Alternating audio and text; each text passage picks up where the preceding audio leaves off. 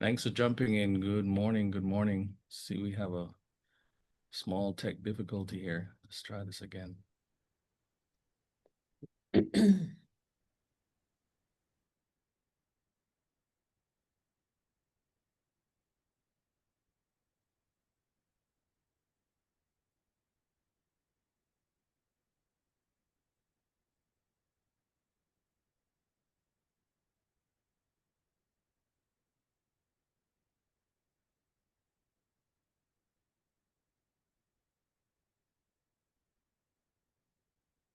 Good morning. So jumping in. Here we go.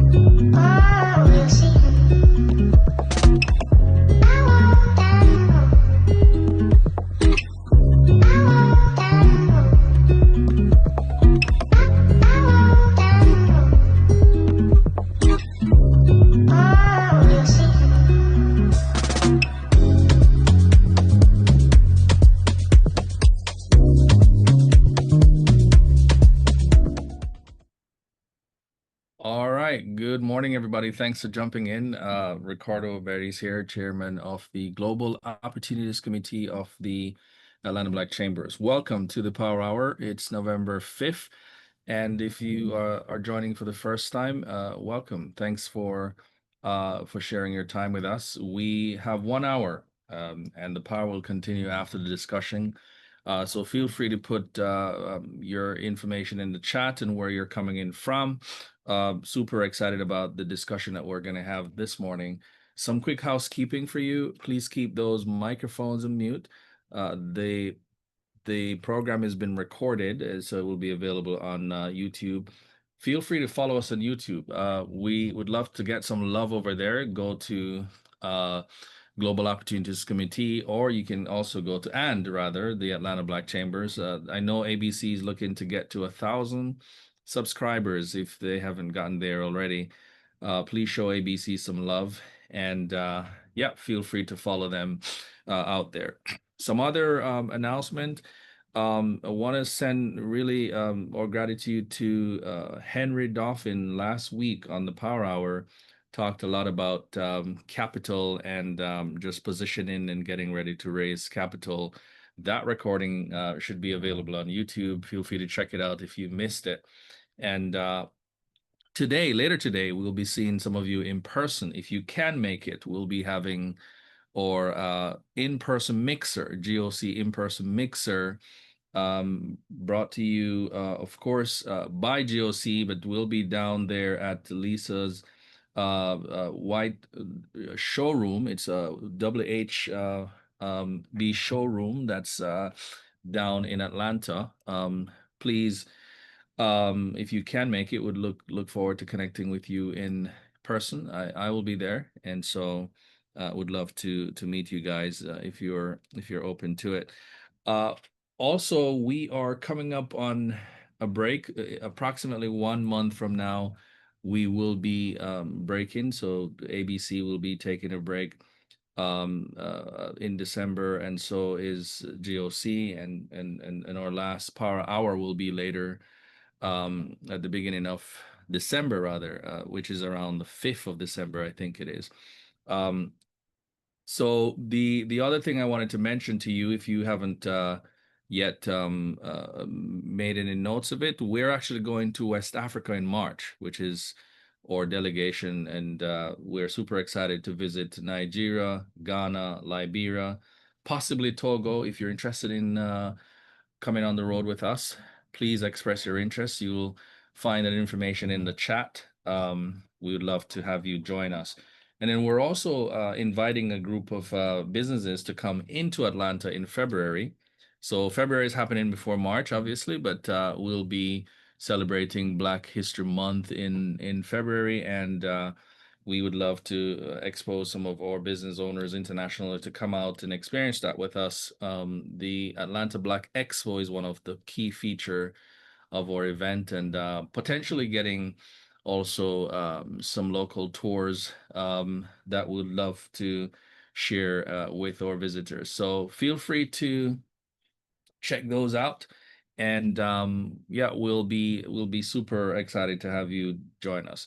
This morning I have Dinah Campbell. We are a part of the ABC leadership, and she is an expert at one of the very interesting topic that we oftentimes talk about and need to talk about in our business. And I'd love to bring her up. Dinah, good morning, and thank you for joining the GOC Power Hour. This is the first time we're actually having you on the stage. I don't know if you've been out here before, but this is a pretty cool room. We've got a pretty awesome, decent crowd of international-minded folks out here from all over the place, all over the world. I see someone from Ghana just put some stuff in there. We've got people from South Africa.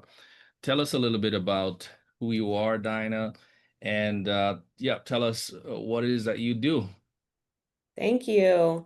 Thank you for having me. This is awesome. I've been hearing about Power Hour for a while, so I'm really grateful to be here.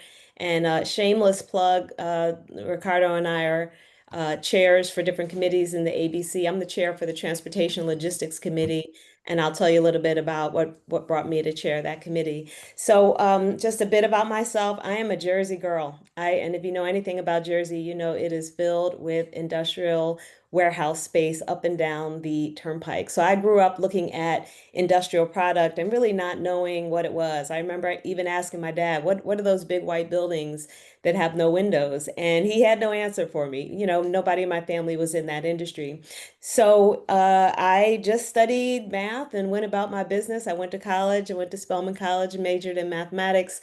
I came out and did math related stuff. I was in STEM education nonprofit world, but I always had my eye on real estate and I always had my eye on how to do business. That was my sort of genuine curiosity. So fast forward, my husband had to relocate to Atlanta. So came down here and I took off my STEM education nonprofit hat and I said, I'm going to be a commercial real estate broker. And my friends looked at me like, okay, what's that? And I was like, well, I'll let you know, but that's what that's what I'm going to go and be in Atlanta, and that's what I did. And so it's no surprise that there are two areas of work that where my work is really coalesced. One is around industrial real estate product. It is the asset type that I've always been interested in, that I've always focused around. And the other actually is not so relevant to this conversation, but just for rounding out the story, I work with a number of government agencies, including school boards. So I help my clients with their real estate decisions. I help them buy, I help them sell, I help them reposition their assets so that they can either make more money or be or just dispose them so that they are moving on from that investment to another. So I help people buy, sell, invest in, and lease commercial real estate, specifically for this conversation, warehouse industrial product.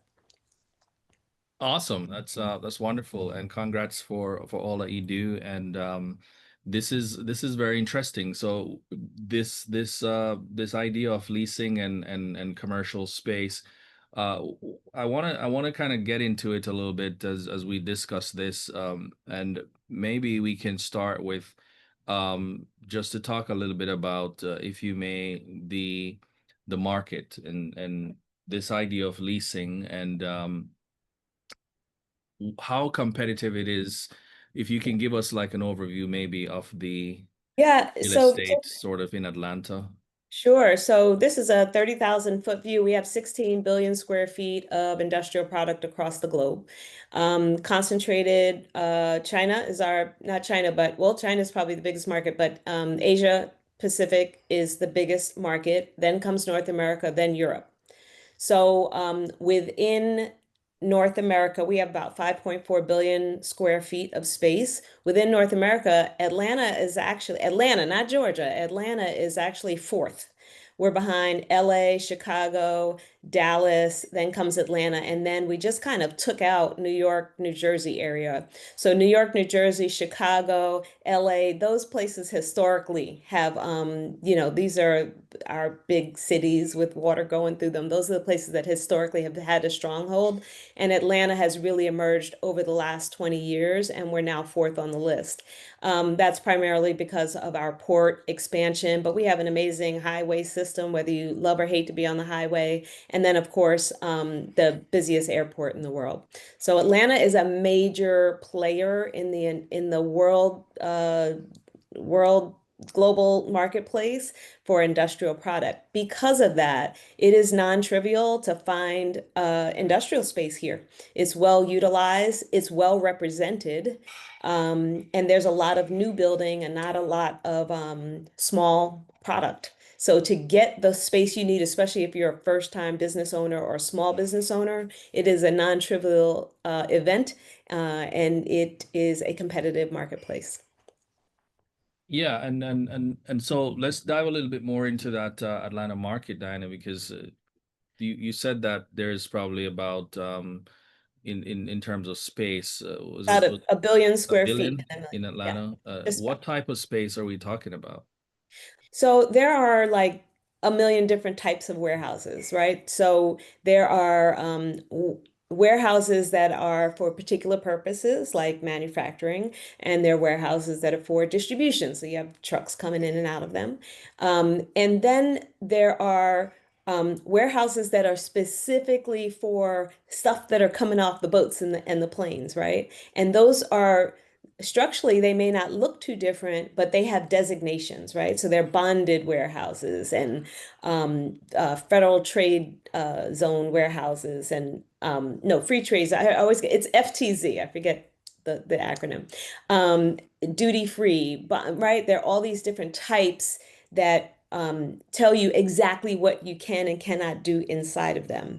But once you get all your products through those and into the marketplace where I operate, you have large warehouses, small warehouses, different size, height. You have different depths of truck courts and the features in terms of how much power it has and how many docks it has and can you drive in or not. So they come in a lot of different shapes and sizes. And so I think that answers your question. I don't want to keep going on. Yeah, Did I get yeah, to it yet? that's interesting. That's interesting. And the so distribution, manufacturing, I'm assuming maybe flex space. Yep. These are some of the types of space that you can use the warehouse for. Yeah. So is there a difference between sort of these new warehouses that are built and maybe the ones that are like older that have been around for a while? Yeah, so the older ones have lower ceilings. They may not have the same width capacity between what's called clear span. Their truck courts may not be as deep, which means that if you have a lot of deliveries coming and your trucks have to wait, they don't have a lot of space to wait. So some of the new warehouses are building really deep courts so that you can have trucks that are at the dock and trucks that are sitting in the background, kind of parking, waiting. The if you have like a production studio warehouse, it might have really tall ceilings. If you have Um, um, Another example might be um, they don't have as many bathrooms as you would typically want. So a lot of people have a church and they say, "Oh, I want to be in a I'll convert that warehouse." I'm like, "Okay, well, you got hundreds of thousands of dollars to do to get your plumbing right."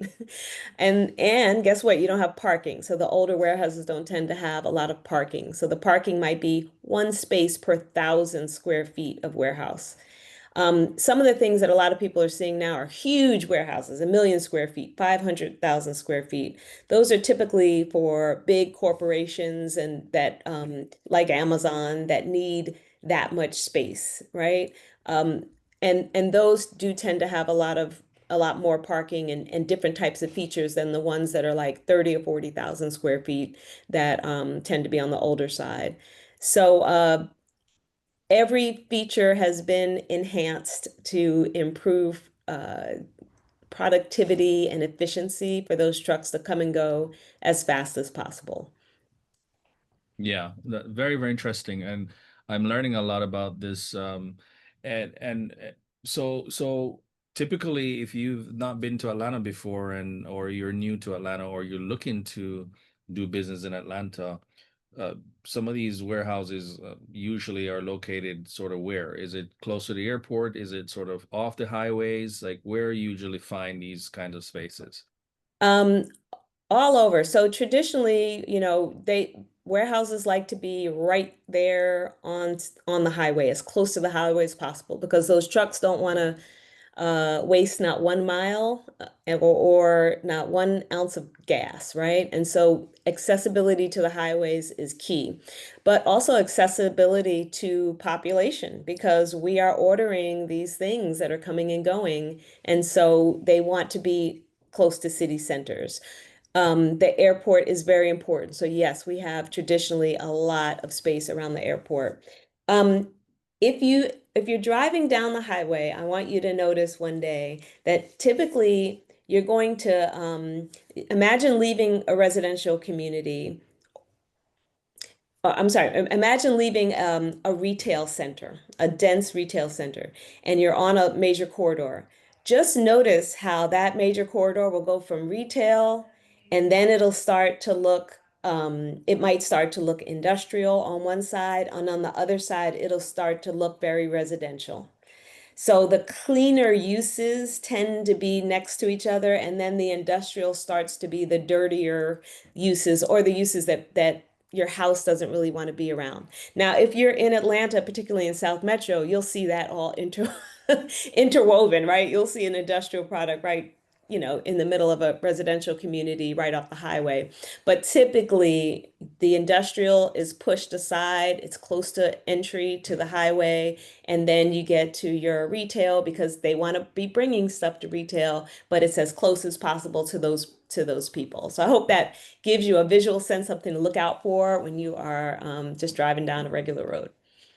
Yeah, it makes sense because when I travel and usually when we have visitors into Atlanta, one of the questions is sort of where do you kind of operate businesses and especially if you're in the distro space or excuse me if you're manufacturing or just needing kind of flex space, it's like what to actually look for and they almost kind of all look the same in terms of these warehouses. Like you started off by saying they have no windows on them. It's just sort of big white boxes. I'd love to start the poll now, Diana, because I think some of the questions that we're asking our audience, just to kind of get some context as we get into this conversation, just whether or not I think I have the wrong poll. Let me end that. My bad. I will end that poll. That's not the right one. But we'd love to kind of hear your thoughts around would love to kind of hear your thoughts around what you have done on the leasing side. So if you could take this poll, this would be super helpful for us to kind of understand what you have been dealing with on the matter of leasing. So let's talk a little bit about then just how do you actually acquire this sort of space for your business? Like what sort of options do you actually have? You're thinking about its growth time or expansion time. how do you acquire space for your business if you've not done that before? Yeah. So carefully, right? This is a big decision. It's almost like buying a house, right? A lot of businesses get into a space and then they stay there. Or if they have to move, it's very strategic. So there are a lot of variations, right? You can lease a space, you can sublease a space, and that means that somebody is already leasing it, but they don't need it anymore. So they make an arrangement with their landlord to say, "Hey, I want to bring somebody in and lease that space under me." So as the person who's leasing, you are still in control and responsible for the place, but you let somebody offset maybe your expenses because you're letting somebody else use the space. And I mention that and take time with it because the subleases these days tend to be more cost effective than getting a fresh brand new lease. So subleasing is not a bad idea. Um, You also are going to want to likely use a broker. Like I said, it's a competitive market. It's fast moving. This is a tried and true market. You probably want to use a broker in a market like Atlanta, or really, quite frankly, any market. Um, and the reason is because the broker is going to set up a tour for you, right? They're going to understand your criteria, what you need, what you don't need, what you must have, what you have to stay far away from. And they're going to make it very efficient for you to see what is available to you. You can drive around till you're blue in the face, but one misconception is that you see a warehouse is empty and you think it's available because it's empty. Not necessarily. So your broker is going to be able to sort of peel the onion back and say, I know you're looking at 100 buildings every day and you swear one of them's for you, but really there are just three of them. Let's go see those three. So you get a broker and you take down the market and you have to empower your broker. So what I mean by that is they have to really understand what your capacity is and what your needs are. I get a lot of calls from people that say, I need a warehouse. Well, how many square feet? 100,000. Really? Do you really need 100,000 square feet? And then I say, give an example. All right, let's take AutoZone. That's probably 10,000 square feet. Okay, I got that. So how many square feet do you need? Probably 2,000, right? And so I think the very first question you have to resolve is exactly how much square feet do you need? Exactly how high does that ceiling need to be? Exactly how many dock doors are you going to need for your delivery system? What kind of power do you need? And exactly what are you planning to do in that building? All of those things are fundamentally important before you even talk to a broker, or that's the first conversation you're going to have with one to sort it out. Yeah, so it feels like you've got to do some work on putting your requirements together. And if you are international, meaning so you're looking to do business in Atlanta, we assume that you'll probably have some local partners on the ground that could potentially help you with the viewing and so forth.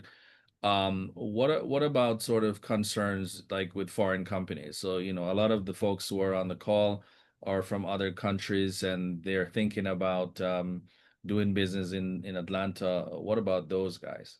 Yeah, so I want to go back to using a broker, right? A broker is not a silver bullet, but one way that there's a underappreciation for how brokers are able to provide you a buffer between you and the landlord.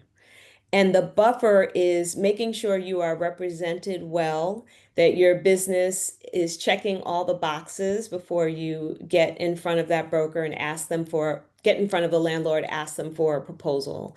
So so that's one. Also, a broker is going to help you understand the financial criteria to make sure you have met the financial threshold so that you can even do business. And so that's in terms of foreign companies, that is a big challenge because you may not have a long track record in this country.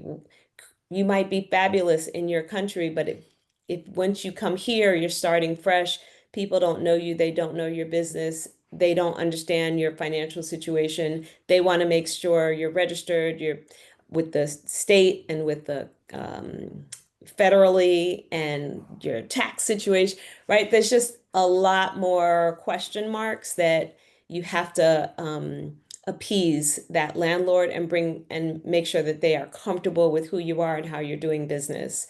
So I want to give an example from a landlord's perspective, and this is a real situation. So I'm representing the landlord, and there was a company that wanted to bring their products on site. And the landlord said, I don't know if their business is going to fail. They go back to their country, and now I'm left with a warehouse full of their stuff. That is a massive expense for the landlord. So you have to have you and your broker line up everything to bring comfort that you are on the up and up, that you're ready to do business, that you have the money for it, and that you have done all the proper registrations and certifications that you need to do in this country. Wow. And that's so true because and in my own experience, we've had to, we take all these pallets from international companies as we store these products for them in our business. And when there's wastage that we can't send them back, we have to discard them, and it represents a huge amount of loss. Diana, I want to switch Oh, gears a little but can bit. I add one more Yeah, thing? Because this is please, super important from please, the please. financial point of view. Just one more thing, and that is expect to have a significant security deposit. Hmm.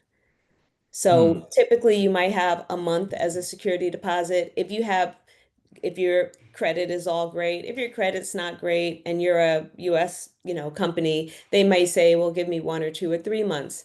I think as a foreign company, it may not always be the case, but expect it to be something like 6 months and to have that kind of cash on hand to so that that's a way to sort of mitigate a landlord's concern. So just having a little more cash on hand is very wise. Yeah, and I would imagine, obviously we talk a lot about partnership on these calls, and it's one of the focus for GOC in terms of opportunity to partner with others, that would help with, mitigating some of those costs as well. I would imagine if you have local partner, if you have folks in your US company, that could potentially help a great deal. I did want to, we are spotlighting members, GOC members every week, and today we actually have an interesting company that would love to bring on stage just to talk a little bit about who they are. Is Kimberly Jones, KYC Consulting, or KYJ, if I'm saying that correctly. Good morning, Kimberly. How are you?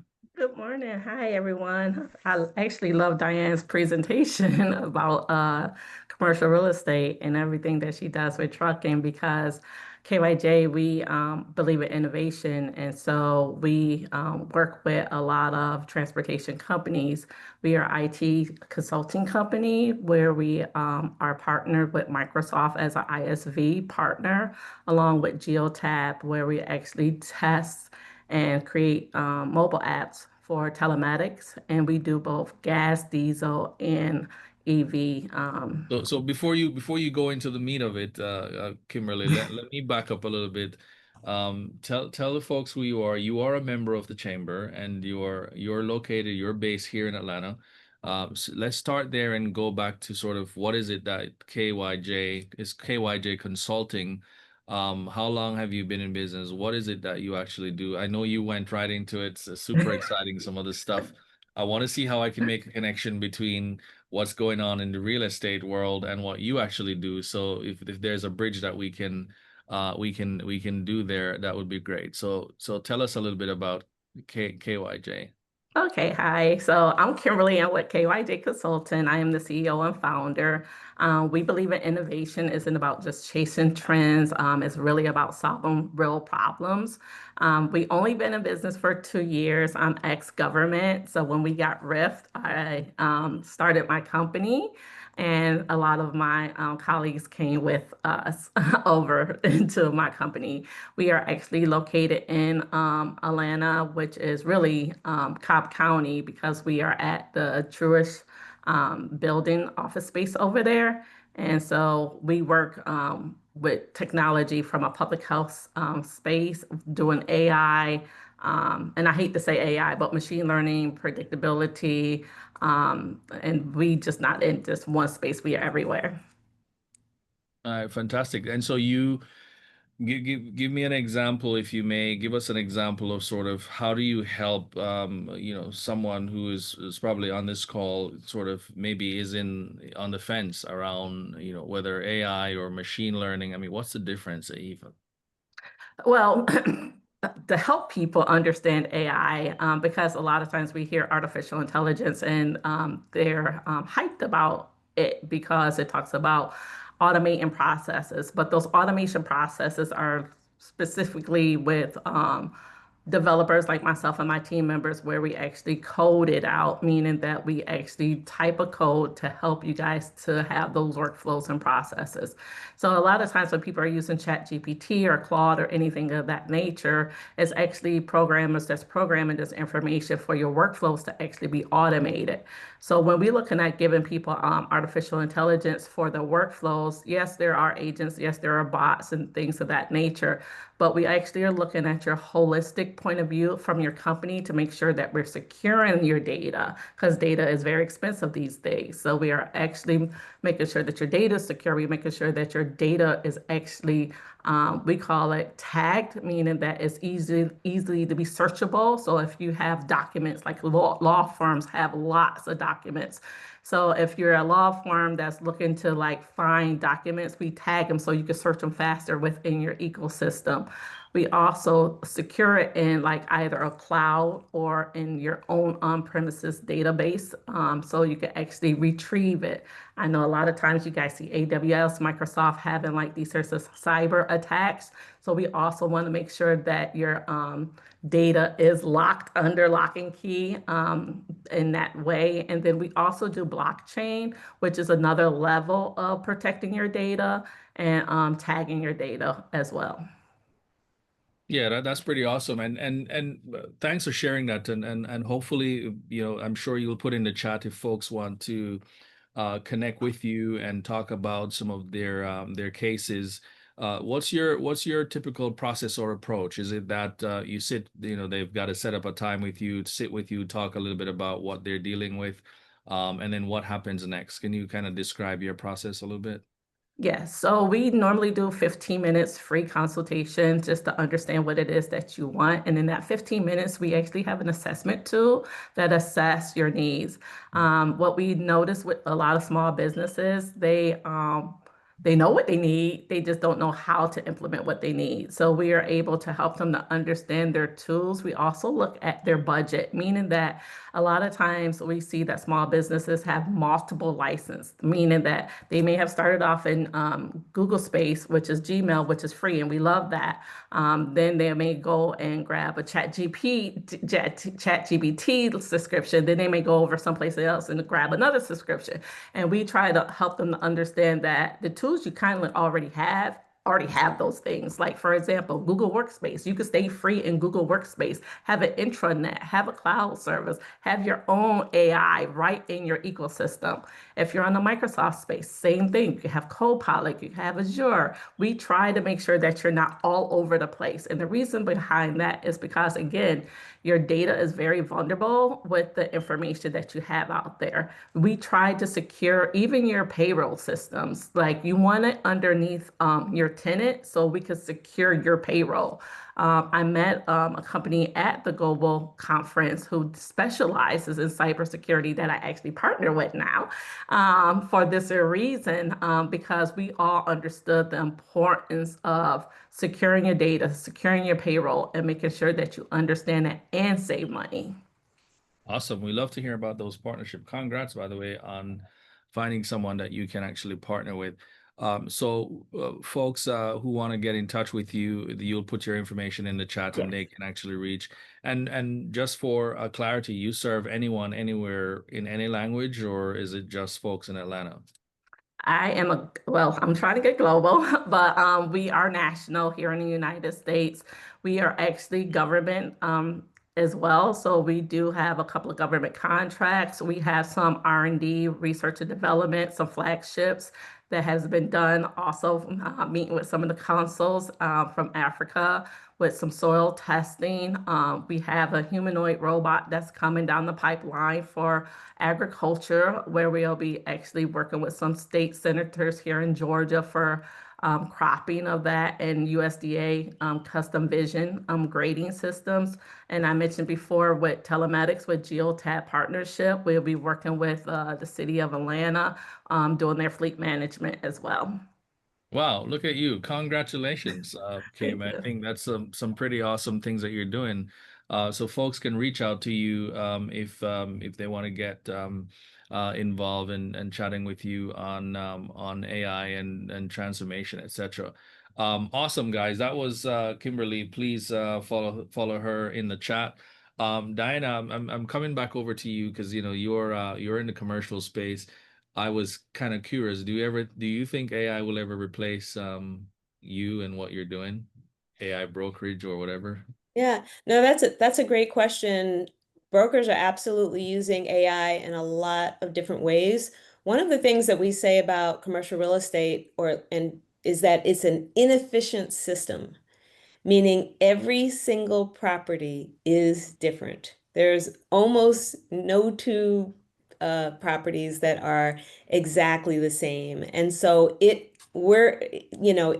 is going to replace all of us, I guess, but I think we're going to be lagging behind that replacement for a while. Now, I do think it might become, and I think this has been happening, like the more search tools that are ubiquitous and accessible to the public, the easier it is to search. But right now, the way commercial real estate brokers post information and share information, it is still really difficult everything is not available to you online. It just isn't. And the buildings and the condition, they're what they require from a tax perspective, the features are just so dramatically different. It's going to be a little while before it can replace us altogether. Yeah, yeah, that makes sense. So I want to talk a little bit about misconceptions. And folks, if you've got a question for Diana regarding leasing, warehousing here in Atlanta, please let's get ready because we're going to start taking them shortly. You can put them in the chat or raise your hand and we'll come to them. Dinah, I want to talk about some misconceptions because we oftentimes, we do know that there's misconception in kind of every sector, every industry, and let's talk about some of those for warehouse space. I know when we are backstage, you probably have a couple of them. Let's hear sort of some of those misconceptions that people oftentimes have about warehouse spaces. Yeah. I mean, the first one is that old and ugly means it's inexpensive. Nope. I mean, those buildings are still pretty expensive. You can count on about $100 a square foot at least, and then much more if it's in a hot spot. Some people think empty means it's available. Nope. Sometimes a big company owns it, they're keeping it, they shut the doors, and they just want to have it for later. Um, some folk think that whatever you can fit in a warehouse, you can do in a warehouse, and that is absolutely not the case. If the warehouse is owned by any warehouse, honestly, when you have a lease, they ask you what your use will be. And if you name three things and they agree to that, that's fine. If all of a sudden business goes sideways and you decide, I think I'm now gonna start a choir in my church because we can all fit in here. That landlord, as lovely as he might think everyone sounds, that landlord can shut you directly down for doing something that was not either permitted or that you didn't say you were going to do from the beginning. Um, the other thing that's really important is about safety and security. Those things are different and they both need budgets. So there are specific safety standards for how to operate a warehouse. So if you're an inexperienced warehouse operator, it's not just about shoving stuff in and pulling stuff out. You need to stripe it and light it and put mirrors and all kinds of gadgets for safety. And then safety is not the same thing as security. People love to come and jump and grab parts off of trucks. those poor truck drivers. They don't have anywhere to go and sleep, and they have to secure their vehicles. So securing your space is very different than keeping it safe, and both of those things need budgets. I have a few more, but I can stop here. I think we've covered some of it. One thing I do want to share, and this goes across the board, is that buying is not better than leasing. Sometimes it is, sometimes it's not. People tend to go towards that, I'm going to own it, or I'm going to build it, or I'm going to buy it myself. Sometimes that's wise, sometimes it is unwise. It's a math game and a business cycle game. But I'll stop here. I have a few more, but I think we've talked about some of them previously. Yeah, no, thanks, Diana. That's an important point. You don't need to always sort of think about buying. So how do you prepare for this? Like, I know you talked a little bit about using a broker, kind of learn the market. What else do folks need to do to prepare for this sort of undertaking? Yeah, so I think, like with anything, you need a business plan, and you can't get stuck in analysis paralysis, but you do need somewhat of a plan. I think a great way is to start small, at least for a little while, right? There are entry sort of shared warehouse concepts that exist where you can do a small space for a short period of time. Give that a go and see how that works out. There's a new concept in the market that I really love. They're called personal warehouses. So this is a warehouse with a loft. It has a little office space. The materials are kind of upgraded, so it can be client front facing. You can buy them. They're condos and they're small. So if you have a little bit of a budget and you want to buy something, you can start there. You can lease them out. So, I mean, that's a way to get started. You don't have to buy a $10 million warehouse. You could start with a $500,000 warehouse. So I think starting somewhere, and the more you get in a warehouse and see how it operates, I always tell people if you're trying to start a new venture, go work for someone who's doing that. Get in those spaces, touch them, feel them, see how people operate. Take a side job just so you understand, how to operate a warehouse. There's certifications that you can get for safety standards. So just get in and where you can and just get started. That's always my advice. Yeah, no, that's powerful. So as we kind of put this on a wrap, and I see there's one person already got their hand up, and we'll hear their thoughts. Um, you talked a little bit about, getting started in owning or operating or leasing the warehouse in the US, and some of the steps that you need to actually take. Do you want to kind of share a little bit more about some of those initial steps? I know there's that first step, probably sort of that 3PL, and maybe talk a little bit about that, if you can, just any of those things that we might not have mentioned. Yeah, well, I think if you are trying to deliver a product, if you have an online store, you may start with a 3PL. That's a company that can receive your product and then do distribution for you. I think that's a great way to get started if you have a product and want to get it out there, and that kind of builds up your need to have a space of your own. Um, I think, and again, the smaller spaces, those shared spaces, I think are really awesome way to begin getting your business plan, get a broker, figure out what kind of space you need. But here's one thing I didn't mention, that is figure out where, because one misconception is, oh, I'm going to go to Atlanta. It's a hot market. Yes, but Atlanta is sprawling. And if you have a particular route or a particular set of clients that are up the 75 corridor, you're not trying to be on the opposite side of town. That will eat into your profits. And so understanding exactly who your customers are, where they are, so that you can get really tight on your geographic requirements, I think is another really important consideration in the beginning.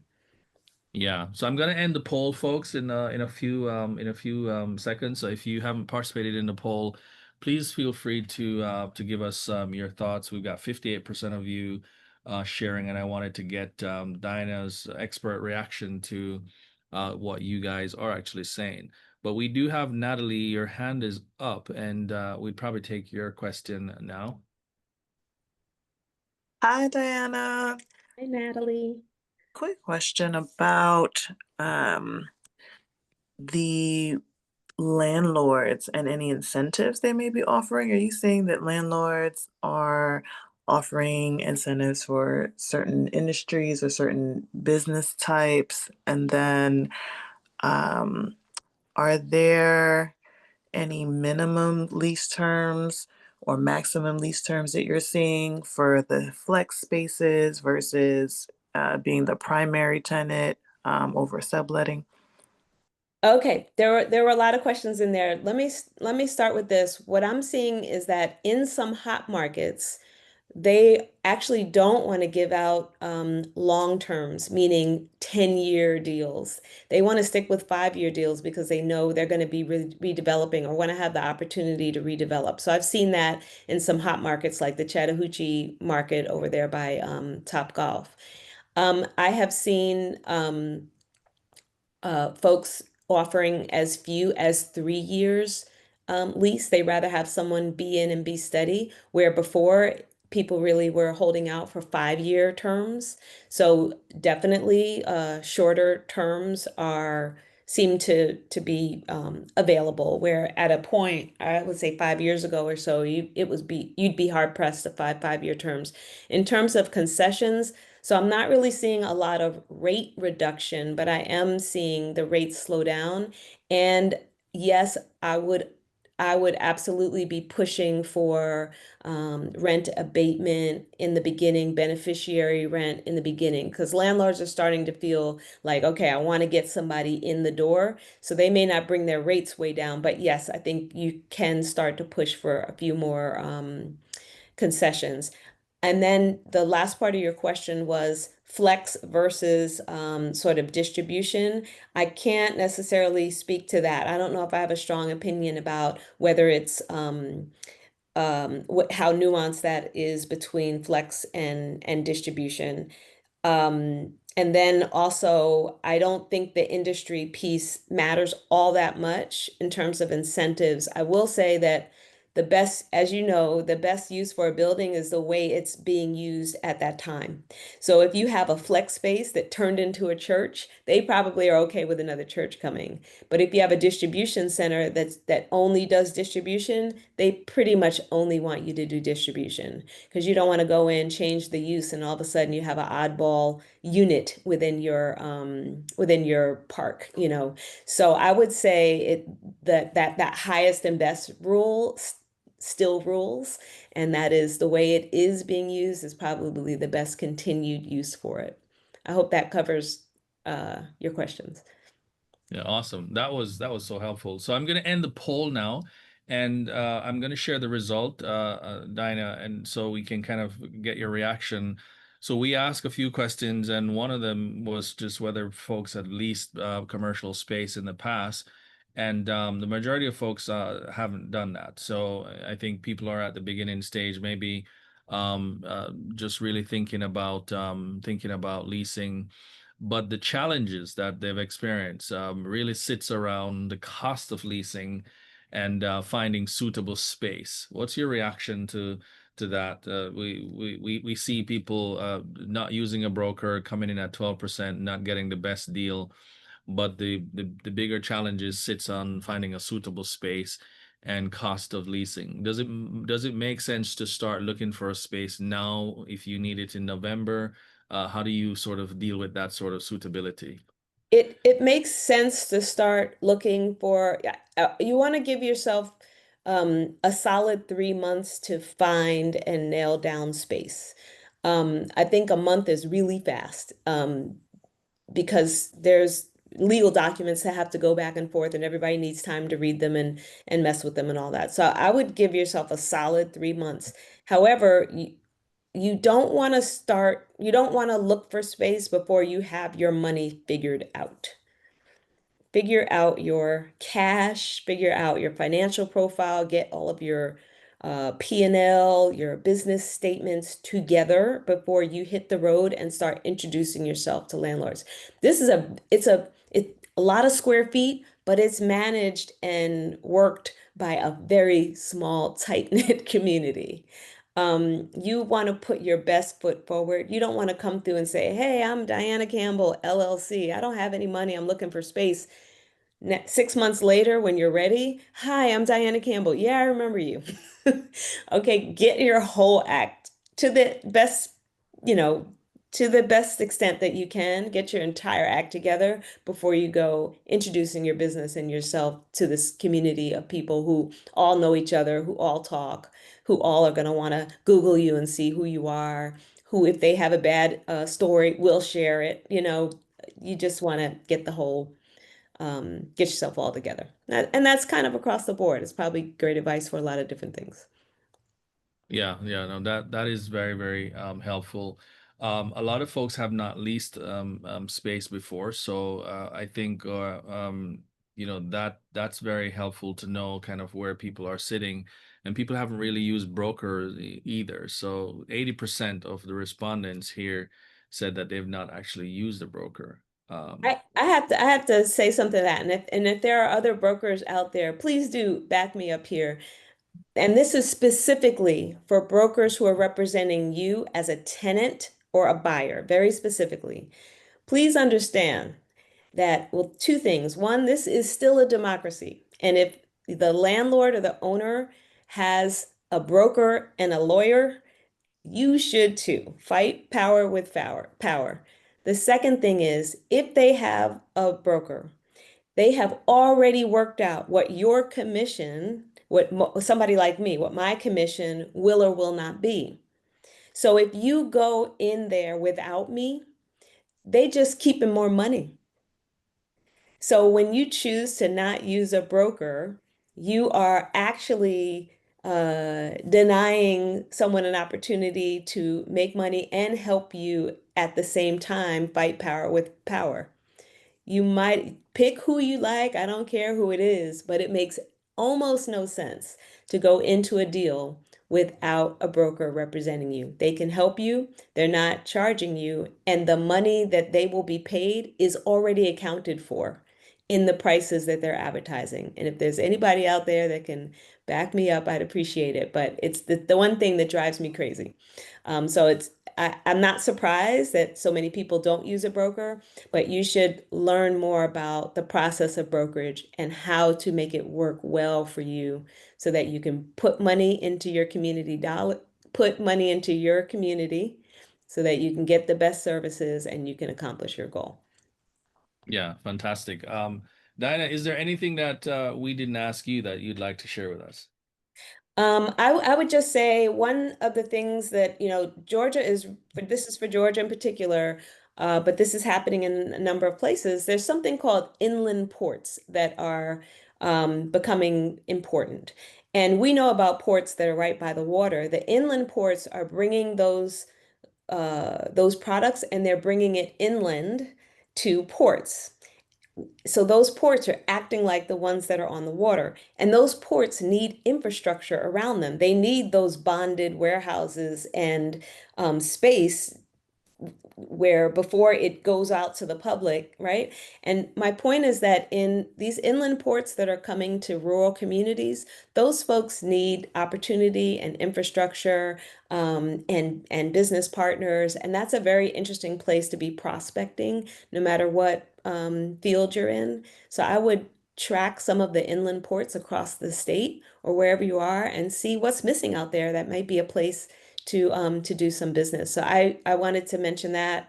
And I also wanted to certainly thank you before I left and also give a plug for the Transportation Logistics Committee, which is so closely related to this one. And that's it. Yeah, awesome. And any final advice that you have? We've got 1 or 2 minutes left, and I see everyone really loved this conversation because you've covered pretty much everything. Final advice for entrepreneurs on the call thinking about their next big move, which may be a warehouse space. I hope so. I put my information in the chat, but I'd love to hear from you. And I guess I should say I'm an independent contractor and a professional commercial real estate broker, but I do work within a brokerage called DTSpade. So I'd be remiss if I didn't give a shout out to my brokerage, DTSpade. All right, fantastic. Well, folks, there you have it. Please follow Diana. If you're part of the chamber, you can join her committee, transportation and logistics.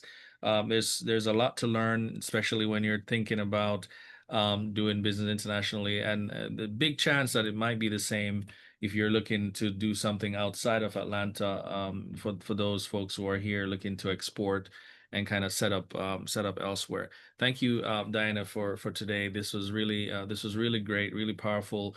Guys, next week we're bringing, of course, the Power Hour, another guest. That's going to be super exciting. So please be on the lookout for that. Thank you, Kimberly, for sharing KYJ. Please reach out to her and support, congratulate her for the stuff that she's doing. Folks, later today we're doing our mixer. So come on out if you'd like to connect in person. Press in the Flesh Never Gets Old. We'd love to shake your hand and chat with you. We are going to West Africa next year, so let's talk about that. And we're also bringing in, if you're outside of Atlanta and you're planning on coming in on our February delegation, please feel free to also reach out to us and let us know about that as well. So until next time, folks, same time, same place.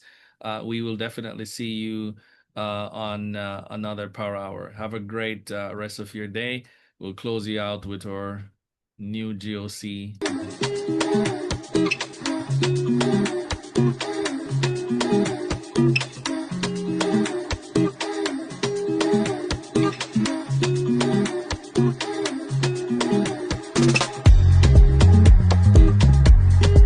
Thank you, everybody. Thank you, Diana. Appreciate it. Good deal.